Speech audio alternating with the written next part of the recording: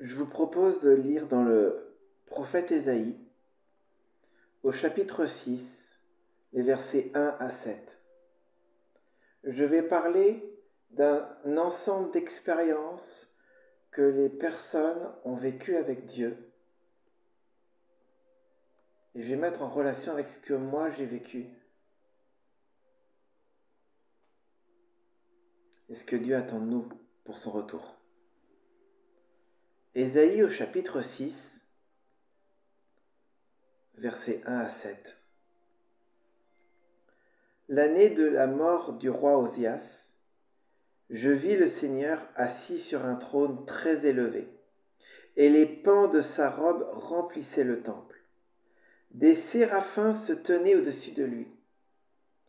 Ils avaient chacun 6 ailes, 2 dont ils se couvraient la face, 2 dont ils se couvraient les pieds, et 2 dont ils se servaient pour voler. Ils criaient l'un à l'autre et disaient « Saint, Saint, Saint est l'Éternel des armées. Toute la terre est pleine de sa gloire. » Les portes furent ébranlées dans leurs fondements par la voix qui retentissait, et la maison se remplit de fumée. Alors je dis, malheur à moi, je suis perdu, car je suis un homme dont les lèvres sont impures, j'habite au milieu d'un peuple dont les lèvres sont impures, et mes yeux ont vu le roi, l'Éternel des armées. Mais l'un des séraphins vola vers moi, tenant à la main une pierre ardente, qu'il avait prise sur l'autel avec des pincettes. Il en toucha ma bouche et dit, « Ceci a touché tes lèvres, ton iniquité est enlevée et ton péché est expié. » Merci Seigneur pour ta parole. Ta parole est bonne, ta parole est un délice, et merci de nous remplir et de nous nourrir avec ta parole. Là, en fait, Ésaïe, il fait une expérience, il fait une rencontre avec l'Éternel des armées. Et cette rencontre, il voit l'Éternel des armées, mais il ne voit pas toutes les caractéristiques de l'Éternel des armées, il en voit une, il voit la sainteté de l'Éternel. Et comme il aperçoit cette sainteté, en fait, Ésaïe, il a peur de mourir. Et cette expérience où un homme fait un face-à-face avec la sainteté de Dieu, il y en a un certain nombre dans l'Ancien Testament, et à chaque fois, la réaction de l'homme, c'est « Ah, je vais mourir !» Je vais mourir, j'ai vu Dieu, j'ai vu sa sainteté, je vais mourir. Alors, ça veut dire quoi la sainteté?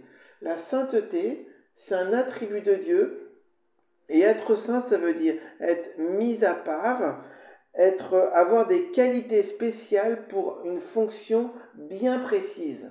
Quand on dit que Dieu est saint, c'est que Dieu il est mis à part, il est séparé, il est autonome, il ne dépend de rien, il est une unité. Et c'est ça ce qui fait de lui qu'il est la sainteté. Il n'a pas besoin de l'homme, il n'a pas besoin des anges, il a créé des anges pour qu'ils soient à son service, il a créé un homme, des êtres vivants pour avoir une relation d'amour avec, mais il n'en a pas besoin. Dieu s'autosuffit, il est suffisant, il est Dieu, il est saint. Et cette sainteté, c'est ce qui fait de lui qu'il a un poids, qu'il a une valeur, qu'il a une dignité. C'est ce qui fait de lui un poids, c'est son poids, c'est sa valeur, c'est la sainteté qui lui donne ce poids. Et alors comment est-ce qu'on le représente dans l'Ancien Testament? On représente cette sainteté par un attribut physique, par un attribut terrestre. Et parce qu'on peut pas on est sur terre et on vit avec des objets terrestres, et bien souvent on représente les choses célestes, on représente Dieu avec nos attributs terrestres, mais c'est très limité. Mais un attribut terrestre pour représenter la sainteté de Dieu, c'est le feu.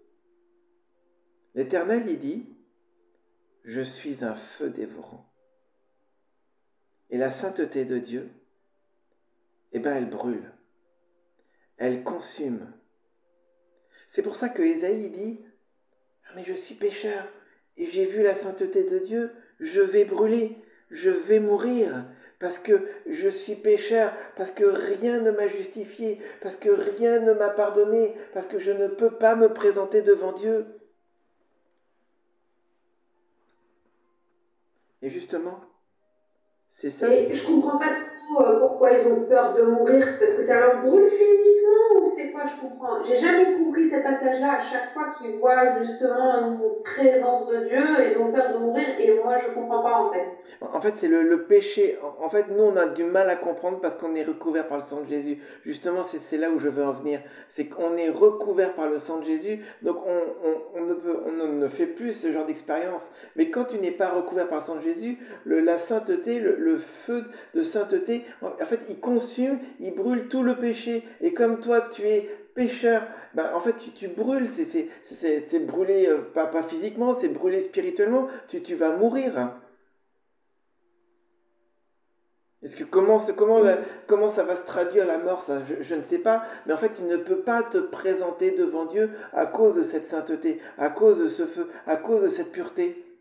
Ce n'est pas Et il y a possible. eu des expériences dans l'Ancien Testament.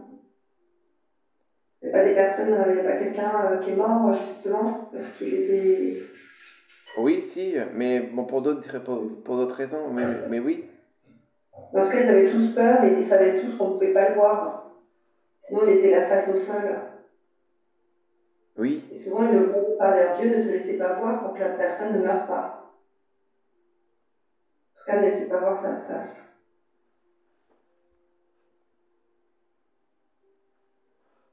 Mais Dieu, il a cherché, il a pas cherché, il a une solution. C'est-à-dire que Dieu, ce qu'il veut, c'est une relation avec l'être humain. Mais l'être humain, il ne peut pas s'approcher de Dieu, parce que c'est comme s'il y avait une muraille, une barrière de sainteté qui empêche le contact, qui empêche le rapprochement. Donc Dieu, il a pris une part de lui-même, qu'il a fait franchir au-delà de sa barrière, au-delà de cette muraille. Et cette part, c'est Jésus. Et si tu es recouvert du sang de Jésus, en fait, à quoi sert le sang de Jésus? Enfin, c'est pas à quoi sert, c'est... Quelle est la puissance du sang de Jésus?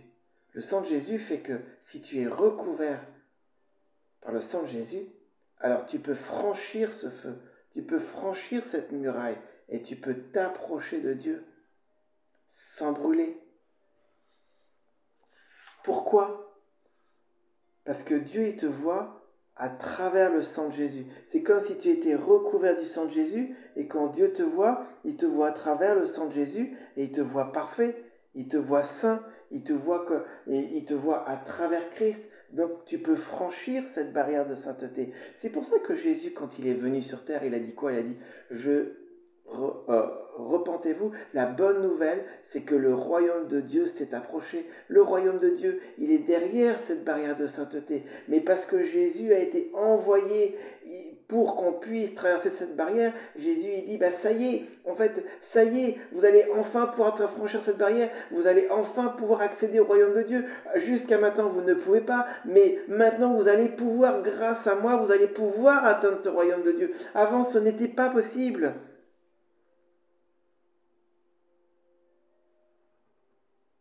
Et c'est aussi pourquoi il est marqué dans l'épître aux Hébreux, approchez-vous du trône de la grâce en toute assurance.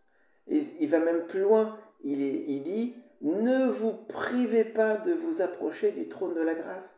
En fait, Jésus, il nous a ouvert ce chemin à travers cette muraille de sainteté, à travers ce feu, pour qu'on puisse s'approcher du Dieu Tout-Puissant, pour qu'on puisse s'approcher du trône de la grâce. Nous n'avons pas accès au trône de la grâce sans Jésus. Jésus, il est le chemin, il est la vérité, il est la vie, il est la porte d'entrée, il est celui qui nous conduit au trône. Et c'est grâce à lui, grâce à son sang, que nous pouvons franchir cette barrière et arriver et nous présenter devant Dieu. Et moi, dans le passé, je me suis souvent senti dans cette barrière de feu, dans cette barrière de sainteté. Et j'aime beaucoup cet endroit. je trouve ça très sécurisant, très apaisant.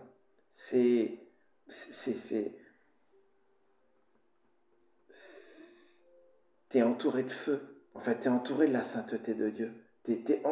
Le diable ne peut pas rentrer, les mauvais esprits ne peuvent pas rentrer. Dans cet endroit-là, il n'y a pas de problème. En fait, il y a beaucoup de choses qui ne peuvent pas traverser cette barrière. Donc quand tu es dans cette barrière, quand tu es dans cet endroit, tu es en sécurité, tu es en paix, tu es bien, tu es à l'abri de la tension qu'il y a dehors. En dehors de cette muraille, c'est comme s'il y avait une tension, la colère de Dieu qui est là, qui n'est pas encore répandue, mais qui s'apprête à être répandue sur terre, parce que les gens n'acceptent pas Jésus, parce que les gens se moquent de Dieu, parce que les gens sont dans l'ignorance, ils font ce qu'ils veulent, et il y a cette colère qui s'apprête à tomber, qui est là, il y a une forme de tension, mais quand tu es dans cette barrière, tu es en dehors du monde extérieur, et tu es bien, tu es en sécurité.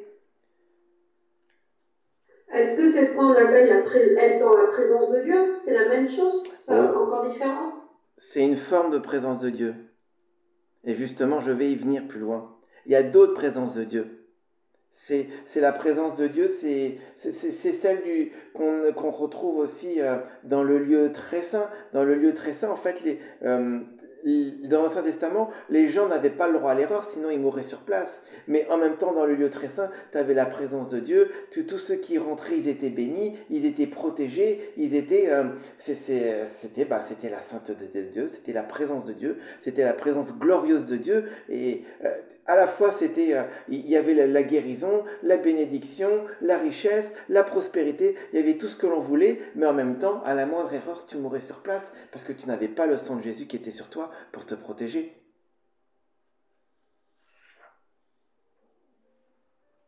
Mais c'est comme si le Saint-Esprit, souvent il m'a dit, ne t'arrête pas là. Il y a quelque chose plus loin. Va au-delà. Va au-delà de ce feu. Et moi, j'aimerais voir une autre expérience dans la Bible qu'un autre prophète a fait.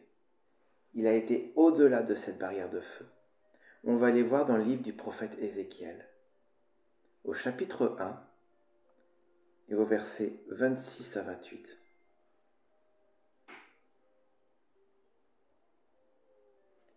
Livre du prophète Ézéchiel, au chapitre 1, les versets 26 à 28.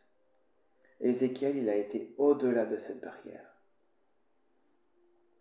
Donc là, Ézéchiel, il a une vision du trône de Dieu, de la gloire de Dieu. Et tout ce chapitre, c'est comme si c'était une vision globale et la caméra, elle se rapproche du trône de Dieu. Et là, on commence à se rapprocher du trône de Dieu. Au-dessus du ciel étendu sur leur tête, on voyait une forme de trône, semblable par son aspect à une pierre de saphir. Et sur cette forme de trône, on voyait comme une figure d'homme, qui en occupait le plus haut degré. Je vis aussi tout alentour, comme de l'airain poli, comme du feu, au-dedans duquel était cet homme. Donc là, ce que l'on voit déjà pour l'instant, c'est qu'Ézéchiel, il voit comme un homme à l'aspect l'airain poli, mais cet homme, il est au milieu du feu. En fait, c'est comme s'il y avait un feu qui entourait cet homme. C'est cette barrière de sainteté qui protège, qui entoure cet homme.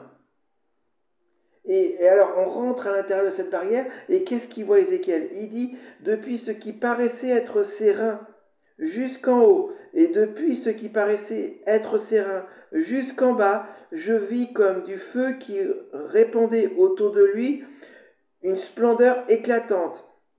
Et la splendeur qui se voyait autour de lui était pareille à celle de l'arc qui est dans la nuée en un jour de pluie. Cette vision représentait l'image de la gloire de l'Éternel. À sa vue, je tombai sur la face et j'entendis une voix qui parlait.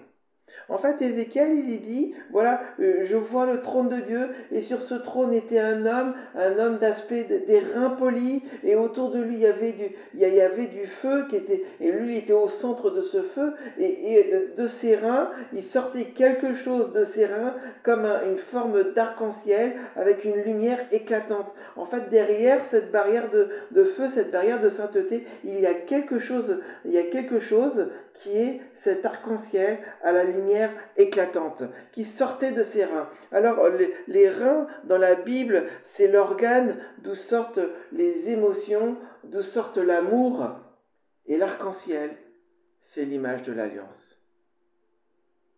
En fait, ce qu'Ézéchiel a vu là, c'est l'amour de Dieu. L'amour de Dieu, c'est comme si il était protégé par sa sainteté. Et là, en fait, c'est là où je veux être. C'est là où je cherche à aller. C'est franchir cette barrière de sainteté pour atteindre l'endroit de l'amour de Dieu. On va aller voir une autre expérience. C'est Pierre. Pierre, il fait 2 expériences.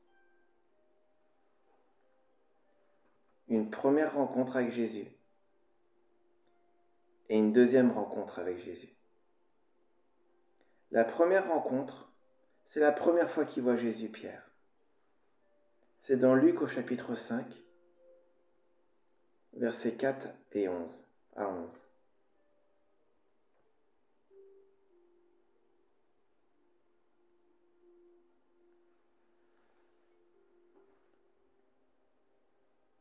Donc lorsque Jésus eut cessé de parler, il dit à Simon, « Avance en pleine eau et jetez vos filets pour pêcher. » Simon lui répondit, « Mais maître, nous avons travaillé toute la nuit sans rien prendre, mais sur ta parole, je jetterai le filet. » L'ayant jeté, ils prirent une grande quantité de poissons, et leur filet se rompait. Ils firent signe à leurs compagnons, qui étaient dans l'autre barque, de venir les aider. Ils vinrent et ils remplirent les 2 barques, au point qu'elles s'enfonçaient. Quand il vit cela, Simon-Pierre tomba à genoux devant Jésus. Et il dit, « Mais retire-toi de moi, parce que je suis un homme pécheur. » Car l'épouvante l'avait saisi, et tous ceux qui étaient avec lui à cause de la pêche qu'ils avaient faite. Il en était de même de Jacques et de Jean, fils de Zébédée, les associés de Simon. Alors Jésus dit à Simon, « Ne crains point, désormais tu seras pêcheur d'hommes. » Là Jésus vient de parler et il dit à Pierre, « Elle va pêcher. » Et Pierre il dit, « Oh, c'est bon, j'ai déjà pêché toute la nuit, j'ai rien attrapé, mais sur ta parole j'y vais, ok j'y vais. » Et là ils vont en pleine mer. Ils attrapent un gros filet de poisson. Il revient sur la plage. Et là, en fait, Pierre, il commence à avoir peur de Jésus. Vous savez ce qu'il a goûté, Pierre? Il a goûté la sainteté de Dieu. C'est pour ça qu'il a eu peur. D'ailleurs, il dit, « Retire-toi de moi, car je suis un homme pécheur. » En fait, la sainteté de Dieu, la sainteté de Jésus, lui a fait prendre conscience qu'il est pécheur. Et il a commencé à avoir peur. Il s'est dit, « Oh là là, si ça se trouve, je vais mourir. » Ça, c'est sa première rencontre avec Jésus. Mais cette rencontre ne l'a pas forcément changé. Parce qu'après, il a suivi Jésus pendant tout son temps sur terre, tout son ministère public. Il a suivi Jésus. Il a vu les miracles. C'est lui qui a eu la révélation que Jésus était le Messie. Mais il a quand même renié Jésus 3 fois. Il a goûté à la sainteté de Dieu. Il a reconnu son péché. Mais son cœur n'était pas transformé. Il a dû faire une autre expérience avec Jésus pour avoir un cœur transformé. Et on va le voir dans l'évangile de Jean, au chapitre 21, versets 2 à 10. Alors nous sommes après la résurrection, après la crucifixion et même la résurrection. Pierre, il a renié Jésus 3 fois. Il regrette. Jésus est mis au tombeau. Puis Jésus est ressuscité. Puis finalement, les disciples sont perdus, ils ne savent pas quoi faire. D'ailleurs, c'est ce qu'on va voir. Pierre, il dit quoi à ses copains, ses collègues, ses copains, il dit allez, on va retourner pêcher. En fait, pour eux, tout s'était arrêté. Ils avaient mis tout leur espoir dans Jésus, pensant que c'était le Sauveur, que c'est lui qui allait les libérer de l'Empire romain, que c'est lui qui allait amener le royaume de Dieu sur terre. Puis finalement, tout s'est arrêté d'un coup. Et Pierre, qu'est-ce qu'il dit on va retourner à ce qu'on sait faire. Ce qu'on sait faire, c'est pêcher. On retourne à la pêche. Sauf que quelque chose lui attendait. On va lire à partir du verset 2 au chapitre 21.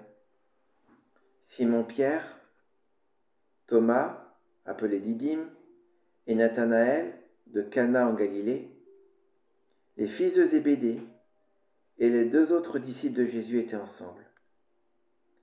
Simon-Pierre leur dit « Je vais pêcher !» Et ils lui dirent « Ah, nous allons aussi avec toi !» Ils sortirent et montèrent dans une barque, et cette nuit-là, ils ne prirent rien. Donc voilà, ils retournent à leur entreprise, ils retournent à ce qu'ils savent faire, pêcher, mais comme la première fois, ils n'ont rien attrapé. Le matin étant venu, Jésus se trouvait sur le rivage, mais les disciples ne savaient pas que c'était Jésus. Jésus leur dit « Enfants, n'avez-vous rien à manger ?» Ils lui répondirent « Non !» Et il leur dit « Mais jetez le filet du côté droit de la barque, et vous trouverez. » Exactement comme la première fois. Ils ont jeté le filet parce que Jésus leur a demandé. Sauf que là, ils ne savaient pas que c'était Jésus. Ils le jetèrent donc, et ils ne pouvaient plus le retirer à cause de la grande quantité de poissons. Alors le disciple qui aimait Jésus, dit à Pierre « C'est le Seigneur !» Et Pierre, dès qu'il eut entendu que c'était Jésus, mit son vêtement et sa ceinture, car il était nu, et se jeta dans la mer. Les autres disciples vinrent avec la barque, tirant le filet plein de poissons, car il n'était éloigné de la terre que d'environ 200 coudées. Lorsqu'ils furent descendus à terre, ils virent là des charbons allumés, du poisson dessus et du pain. Jésus leur dit « Apportez des poissons que vous venez de prendre. » En fait, Pierre, il sait très bien qu'il a péché. Il sait très bien qu'il a renié Jésus 3 fois. Mais il aimait Jésus. Et il savait que Jésus l'aimait. Mais il n'avait peut-être pas goûté l'amour de Dieu. Il n'avait peut-être pas goûté l'amour de Jésus. Sauf que là, dans cette deuxième rencontre, quand Jean lui dit « En fait, c'est Jésus qui est sur la plage », Pierre, il n'a pas eu peur d'aller voir Jésus. Il aurait pu se dire « Oh là là, qu'est-ce qu'il va me dire ? Je suis sûr que je vais m'en prendre plein. Si ça se trouve, il va me rejeter. Si ça se trouve, il va me jeter à l'eau. » Mais pas du tout. En fait, il savait très bien que Jésus allait l'aimer et l'accepter comme il est. En fait, là, Pierre, il avait franchi cette barrière de feu. Il avait franchi la barrière de sainteté et il était en train de goûter l'amour de Dieu, qui ne l'a pas jugé, mais qui au contraire l'a restauré.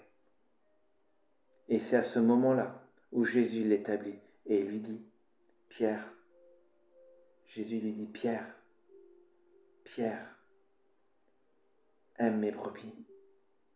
Pierre, suis-moi. » Et Jésus lui dit, et Pierre il lui dit, mais les autres?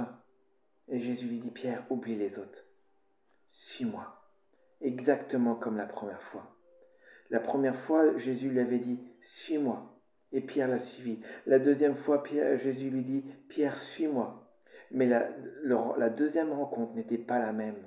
La première, Pierre, il a goûté la sainteté de Dieu. Il a goûté cette muraille Il a bien vu qu'à cause de cette muraille, il ne pouvait pas aller plus loin. C'est pour ça qu'il lui a dit, Jésus, retire-toi de moi. Mais lors de la deuxième, il avait franchi cette muraille et il a goûté l'amour de Dieu qui a changé son cœur. Il a franchi cette muraille, il était proche de l'amour du Père, il était juste là et il commence à goûter cet amour du Père qui a commencé à changer son cœur.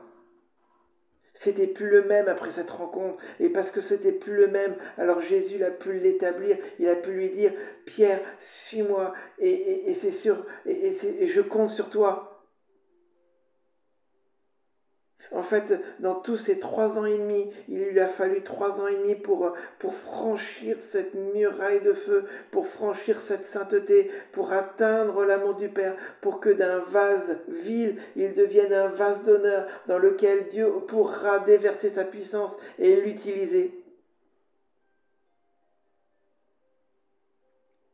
Lorsque Jésus est venu une première fois sur terre, il est venu pour nous révéler notre péché et pour nous donner une solution pour sortir et pour franchir cette muraille.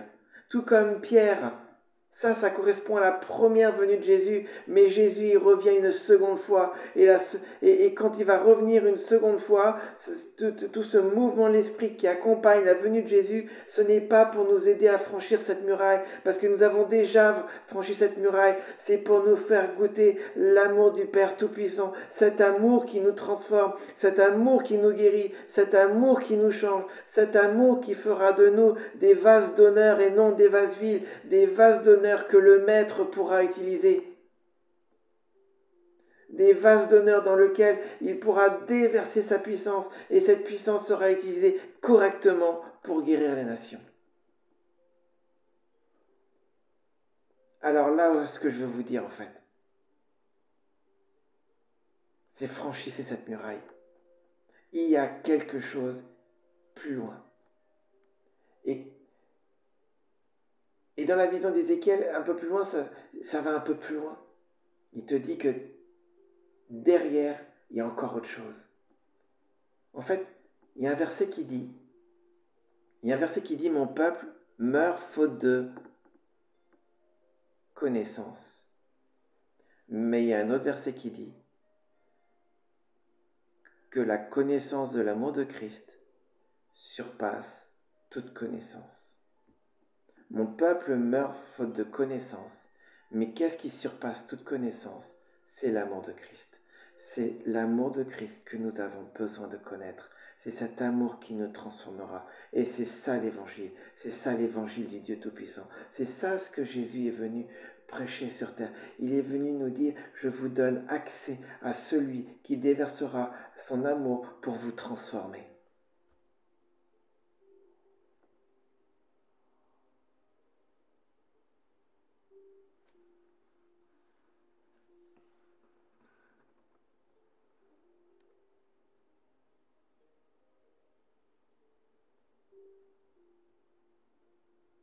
Et quand tu es dans cet amour, quand tu es dans ce cœur, dans le cœur de Dieu,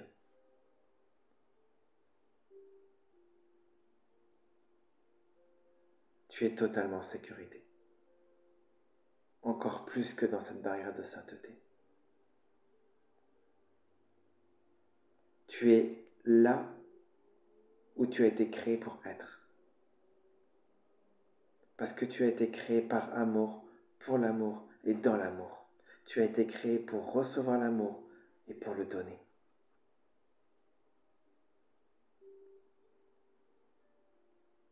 Tu as été créé pour être l'habitation du Dieu Tout-Puissant.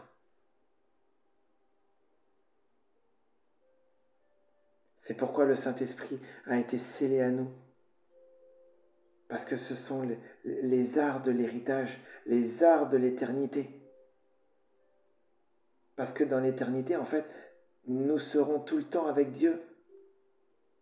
Mais nous serons l'habitation, nous serons le temple. Il sera toujours là.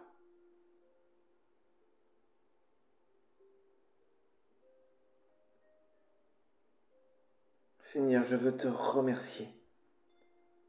Je te dis merci pour ton amour. Merci parce que tu nous ouvres tu nous ouvres le chemin. Tu es le chemin. Et nous avons tellement besoin de ton sang précieux. J'applique ton sang précieux sur nos vies.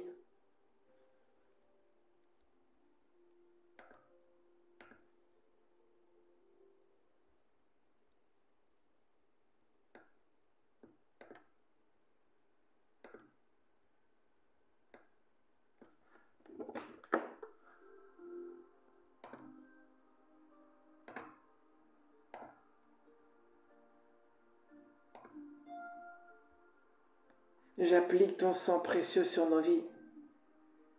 Et conduis-nous jusque dans cet amour parfait. Seigneur, pardon pour nos forteresses, pardon pour nos peurs, pardon pour nos craintes, pardon pour nos mauvais raisonnements, pardon pour tout ce que l'on retient. Seigneur, on ne peut pas arriver dans le cœur du Père avec nos fardeaux.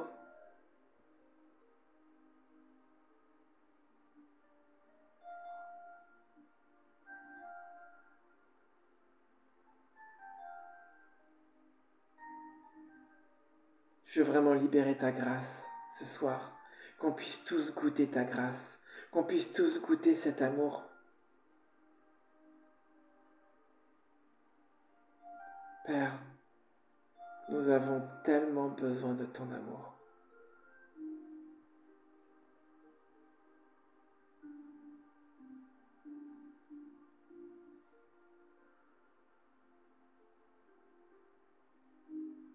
Papa, aime-moi. Est-ce que chacun peut dire, Papa, aime-moi ce soir?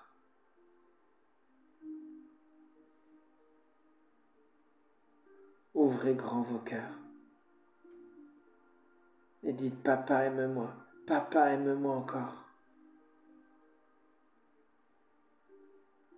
Je n'ai rien à faire pour être aimé. Parce que tu te plais à aimer, parce que tu te plais à bénir, parce que tu te plais en nous, parce que tu as tellement de joie à nous voir.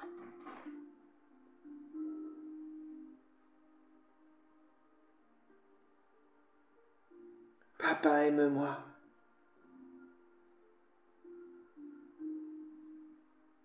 Papa, j'ai tant besoin de toi.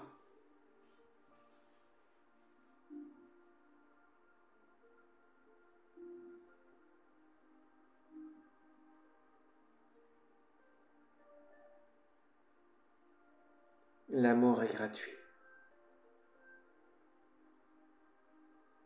L'amour coule sans s'arrêter.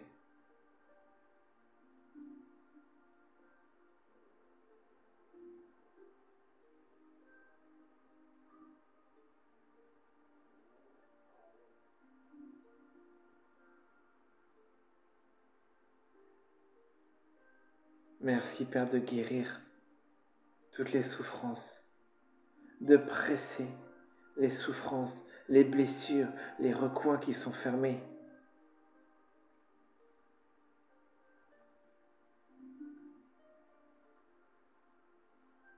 Je vois quelqu'un qui est comme acculé dans une salle.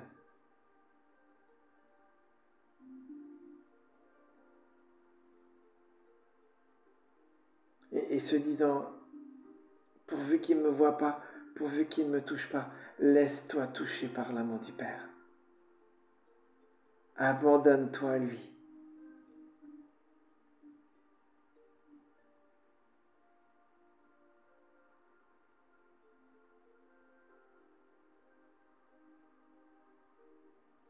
Reçois cet amour.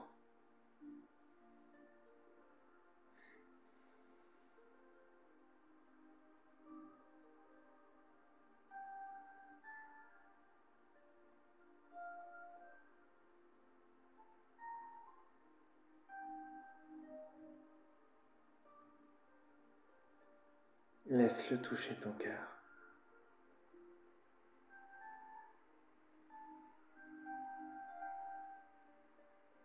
Je vois aussi des points durs dans le cœur, dans le corps de certaines personnes. Des points durs. Saint-Esprit, je presse ces points durs. Je presse ces endroits. je ne sais pas si c'est nerveux, si c'est comprimé, je ne sais pas. Je presse ces endroits. Que ta paix s'installe dans nos cœurs, dans nos corps, dans nos âmes. Que ta paix s'installe dans nos pensées.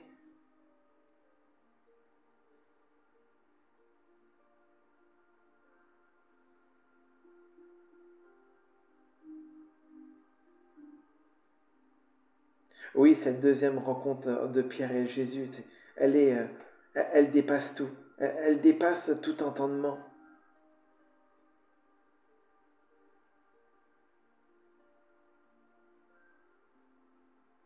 Par amour, Pierre s'est jeté auprès de Jésus parce qu'il savait, il sentait qu'il ne serait pas jugé, qu'il ne serait pas condamné.